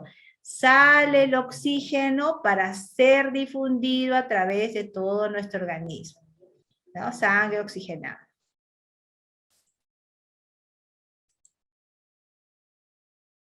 Ventilación, ingreso-egreso, difusión es el intercambio gaseoso y la perfusión es la distribución a través de todo nuestro organismo, ¿no? Que se produce.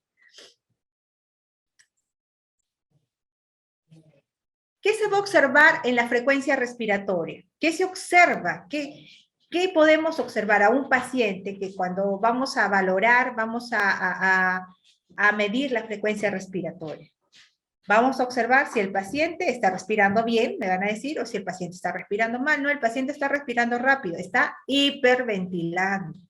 Si el paciente está hipoxémico, le falta oxígeno, ¿no? El paciente está hipoxémico porque le falta oxígeno, al paciente se le ve, ¿no? Otra de las funciones vitales importantes, la saturación de oxígeno, se va a traducir en un paciente que está con saturación baja.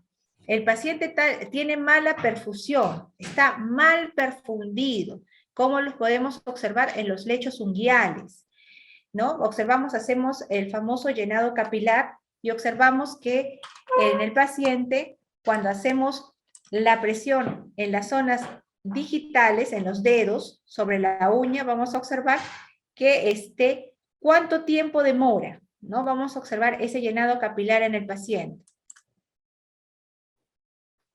Aquí, ¿no? En este monitor, he tratado que se note mejor, se puede observar la frecuencia respiratoria que está siendo señalada ahí con el dedito. Vamos a ver la frecuencia respiratoria, es una frecuencia respiratoria, ¿no? Que está aquí, básicamente está señalando la parte numérica, que son 12 respiraciones por minuto, ¿no? Esta respiración que se ve traducida generalmente en los monitores, está siempre acompañada de un paciente que está, por ejemplo, es diferente en un paciente que no está intubado y en un paciente que está, no está con ventilación mecánica. En el paciente que está con ventilación mecánica va a generalmente ser la frecuencia respiratoria programada en el monitor, lo que se traduce es de acuerdo a lo que se programa en el ventilador mecánico, ¿no? Se va a ver observado aquí. Pero en el paciente que no está en ventilación mecánica y solamente está con dispositivos de oxigenoterapia, se va a ver acá traducida la frecuencia respiratoria real y no programada como en el caso de un ventilador mecánico.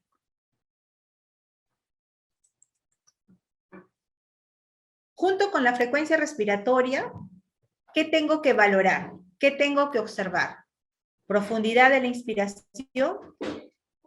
La profundidad de la inspiración puede ser una respiración que sea superficial, poco profunda, ¿no? Que lo hemos observado. ¿Cómo es el ritmo de la respiración? ¿Regular o irregular? Cuando hablamos de una respiración superficial, es en el caso de los pacientes que están hiperventilando, ¿no? Son retenedores de CO2 y están constantemente eliminando,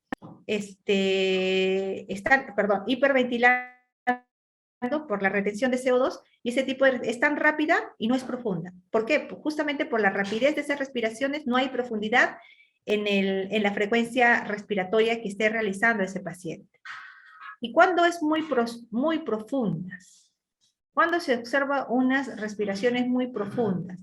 En el tipo de respiraciones muy profundas, por ejemplo, en el caso de los pacientes que tienen algún problema a nivel de perfusión, cuando tienen algún problema en el momento de hacer los intercambios en el alveolo, de hacer el intercambio gaseoso, cuando, por ejemplo, tenemos pacientes con insuficiencias respiratorias, este paciente generalmente hacen, por la falta de oxígeno y la falta de aire, hacen el tipo de respiración que ellos van a presentar, son respiraciones profundas que van a ser suplidas después con los dispositivos de oxigenoterapia o en mayores casos cuando terminan intubados, ¿no? Terminan en ventilación mecánica. El tipo de la respiración dijimos que eran respiraciones regulares o irregulares, ¿no? Puede ser, las frecuencias respiratorias pueden ser regular, pueden ser frecuencias muy rápidas, que pueden ir entre 30 a 40, muy seguidas en ese ritmo, o pueden ser frecuencias que hacen de repente frecuencias respiratorias de 15, posteriormente hacen frecuencias respiratorias de 30, nuevamente frecuencia respiratoria de 30 y nuevamente 15 o 15 y nuevamente 30. ¿Ya?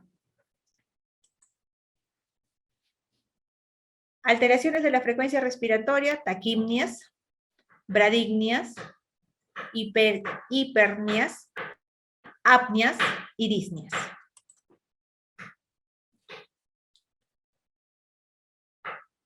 Hay que aprender acá a ver también lo que es valorar la difusión y perfusión. Se valora el llenado capilar, que ya observamos, se valora la saturación también, ¿no? Estamos viendo acá a través del pulso oxímetro, ¿no? Continuamos todavía en la frecuencia respiratoria, vamos a ver los tipos de respiraciones. Apnea, bradignia, respiraciones de Cheyne-Stone, taquimnias, respiraciones de Biot y respiraciones de Kussmaul.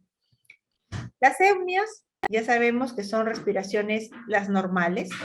Las bradignias son respiraciones bajas, ¿no? Menores de 15 hacia abajo. Respiraciones de Cheyne-Stone. ¿A qué se les llama respiraciones de Cheyne-Stone? Son cuando hay algún tipo de lesión a nivel central, ¿no? Son apneas centrales, caracterizados por periodos que van desde aumentos progresivamente de la frecuencia respiratoria y nuevamente bajan las frecuencias respiratorias, ¿no? De manera paulatina. La taquimnia, ya la sabemos, son frecuencias respiratorias que van mayores de 30, ¿no? De 30 a 35. Respiraciones de Biot. Las respiraciones de Biot también son respiraciones que generalmente presentan pacientes que tienen lesión, algún tipo de problema a nivel central. Son respiraciones que son aparentemente regulares, acompañadas de pausas y nuevamente regulares, con grandes, por momentos con grandes periodos de apnea. ¿Ya? Y luego tenemos las respiraciones de Kussmaul, que son respiraciones de tipo profundas y forzadas, donde el paciente hace esfuerzo para respirar, en este caso, ¿ya? Generalmente son respiraciones causadas o que observamos en los pacientes que tienen problemas metabólicos, ¿no? Cetoacidosis diabéticas, pacientes con metabólicos severos, pacientes con un tiempo que tienen niveles elevados de CO2.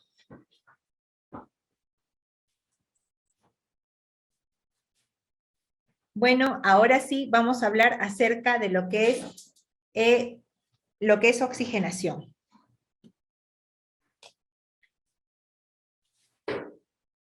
¿Qué es el oxígeno en el cuerpo de la persona? El oxígeno dice que es el combustible del cuerpo humano. Así como el carro necesita la gasolina, el ser humano necesita su combustible, que es el oxígeno. Si no se tiene lo suficiente, dice, no hay suficiente oxígeno en el organismo, no va a funcionar normal. O sea, nuestros pulmones no van a funcionar. Los bajos niveles de oxígeno en la sangre que van a producir hipoxia. Es lo que hace un momento mencionábamos. La hipoxia viene a ser esto entonces, oxígeno bajo en sangre.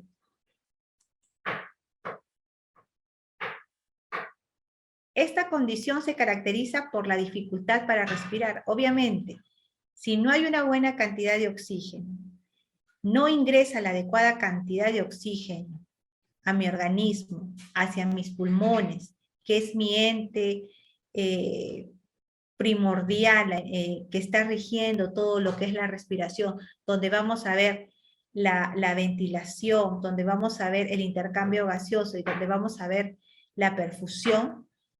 Entonces, si hay problemas, alteración, ¿qué va a producirse? Una hipoxia. ¿Y qué es la hipoxia? Es la dificultad para que se pueda respirar. No se respira bien. Ahora, ¿cuándo se produce hipoxia? La hipoxia se puede producir por muchas causas, no solamente por el ejercicio extremo, no, por alguna alteración a nivel de los pulmones, por un SEA pulmonar, por una lesión pulmonar, y en los últimos tiempos, por este famoso virus del COVID-19.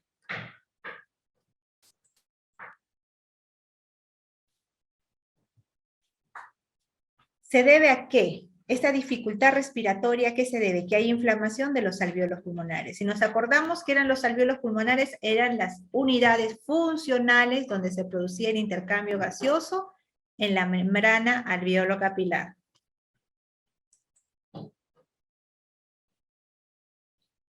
¿Qué cosas son los alvéolos? Son unas pequeñas bolsas, bolsitas, donde la sangre cambia el CO2 por oxígeno, ¿no? Es lo mismo que les acabo de decir en ese momento, ¿no? Es donde se produce el intercambio gaseoso.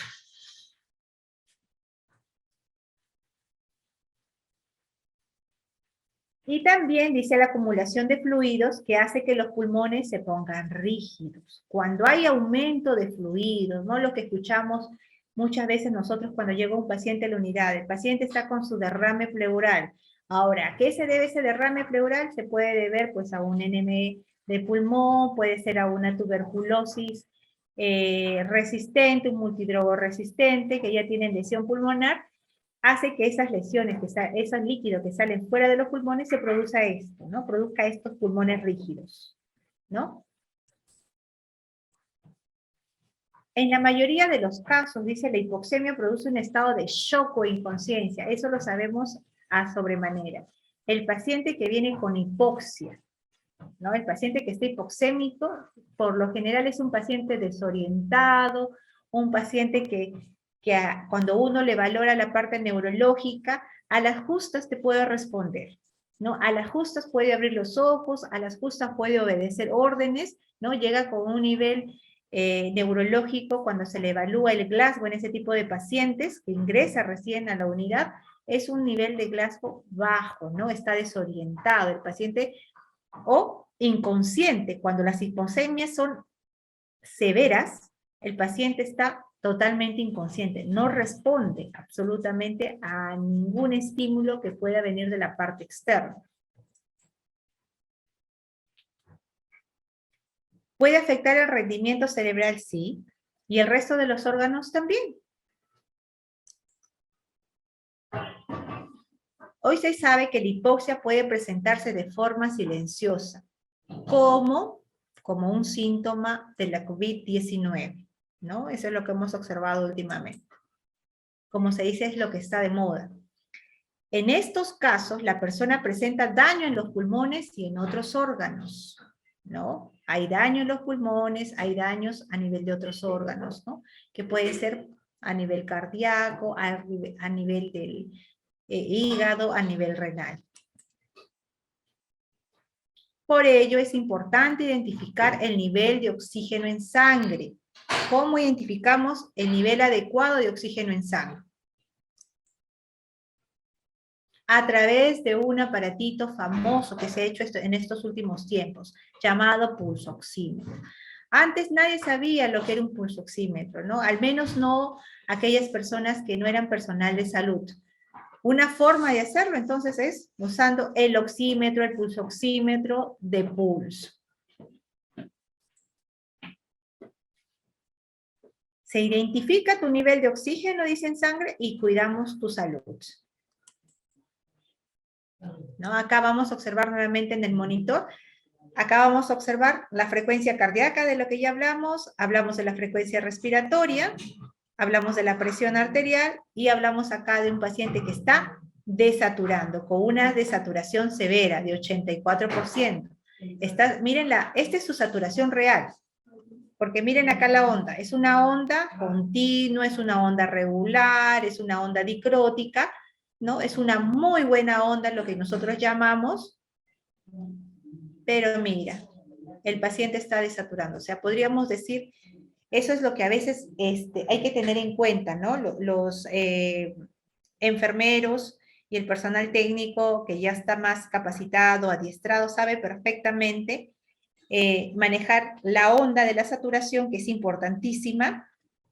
Yo diría mucho más importante que la parte numérica, ¿no? Porque a veces hay personal médico que viene de fuera, ¿no? A valorar, a evaluar, a cubrir interconsultas del paciente, que básicamente se espantan, se asustan de lo que es la saturación de oxígeno, ¿no? Ven una saturación de oxígeno de 80% y una onda totalmente irregular, una onda plana, ¿no? Entonces nosotros lo primero que hacemos es observar la colocación del pulsoxímetro, ¿no? Si el pulsoxímetro está colocado adecuadamente y observamos eso, algo está sucediendo ahí. Pero si no está colocado adecuadamente, lo hacemos de manera adecuada, de manera correcta. Obviamente observamos el tipo de onda, que es si hay relación en la parte numérica con la onda. En este caso sí, ¿no? Esta es la saturación, por eso les digo la saturación real de este paciente, por el tipo de onda que maneja.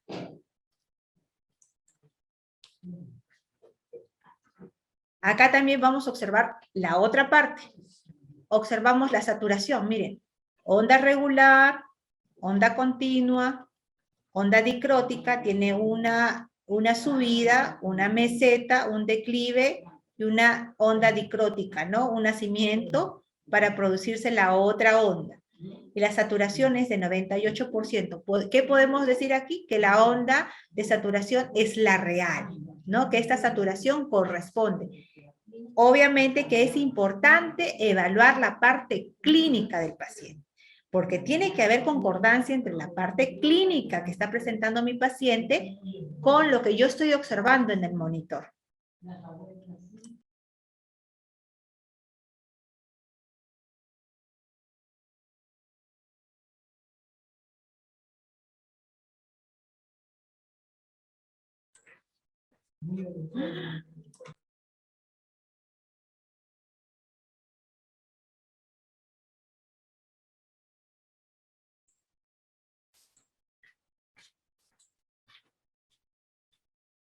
Presión arterial.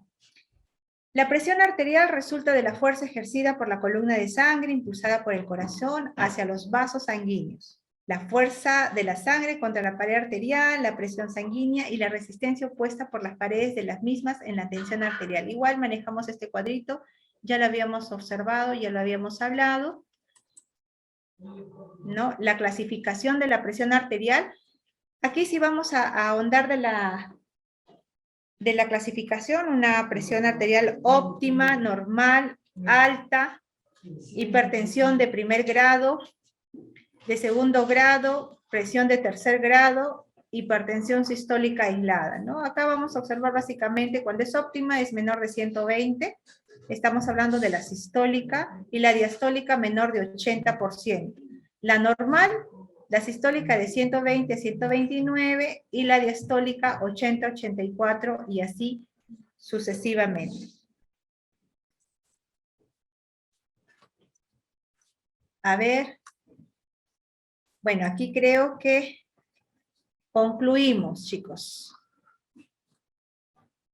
He tratado de hacer un recordaris de las principales funciones vitales que observamos antes de entrar a la segunda clase, que sería de este segundo módulo, que vendría a ser en sí ya lo que es la clasificación, la admisión del paciente.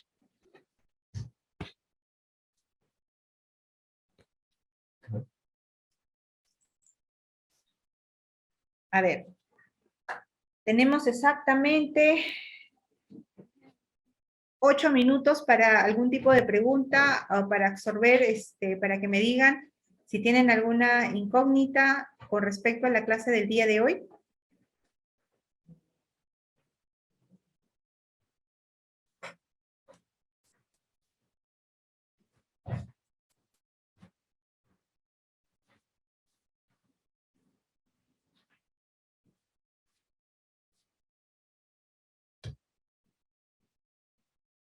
A ver.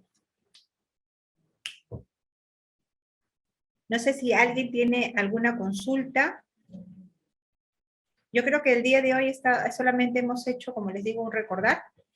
Y ha quedado lo suficientemente claro, me parece, porque no hay ninguna pregunta, ¿no? Es importante tener en cuenta todo esto antes de entrar de lleno a lo que es la admisión del paciente crítico, porque no vamos a poder recibir a un paciente crítico en una unidad de cuidados intensivos si al menos no tenemos noción o no tenemos idea de lo que es alteraciones de las funciones vitales por lo que es que esté ingresando un paciente, ¿no? Independientemente perdón, de la patología por la que esté ingresando.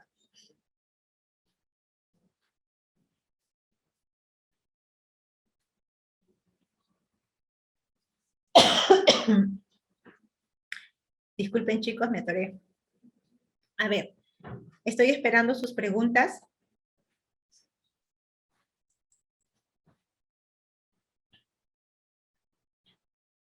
Sí. En el chat indican,